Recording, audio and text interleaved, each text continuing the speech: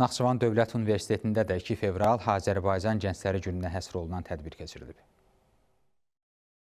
Əvvəlcə Texnoloji Transfer və İnnovasiyalar sektorunun, İdman klubunun, Memarlıq və Mühəndislik fakültəsinin müəllim və tələbələrinin əl işlərindən, nailiyyətlərini əks etdirən diplom və kuboklarından ibarət sərgiyə baxış olub.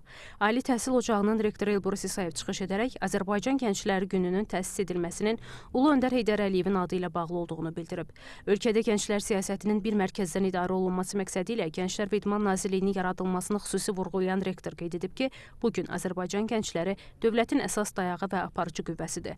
Universitet gənclərinin uğurlarından bəhs edən rektor onların elmi fəaliyyətlərinə xüsusi diqqət çəkib. Qeyd olunub ki, 2025-ci il ərzində Naxçıvan Dövlət Universitetinin bakalavriat pilləsində təhsil alan tələbələr tərəfindən yazılan 150-dən çox elmi məqalə yerli və xarici jurnallarda, konferans materiallarında dərc edilib. Elbrus İsayev gəncləri təbrik edib, gələcək fəaliyyətlərində uğurlar arzulayıb. Tədbirdə digər çıxış edənlər dövlətin apardığı gənclər siyasətindən, eləcə də Naxçıvan Dövlət Universitetinin gənclərə göstərilən diqqət və qayğısından bəhs ediblər. Tədbirin mükafatlandırma mərasimində universitetin könüllülük, mədəniyyət, idman, innovasiya sahələrində fəallığına görə seçilən tələbələrə, həmçinin tələbə təşkilatlarının bir sıra fəal üzvlərinə təşəkkürnamələr təqdim edilib. Bədii hissədə İncəsənət Fakültəsinin musiqi qruplarının ifalarında müxtəlif nömrələr səsləndirilib. Sonda Gənclər Gününə həsr olunan video çarx izlənilib, xatirə fotosu çəkdirilib. Gülay Tahirli, xanım Rüstəmzadə, Akşin Məhərrəmov, NTV Xəbər.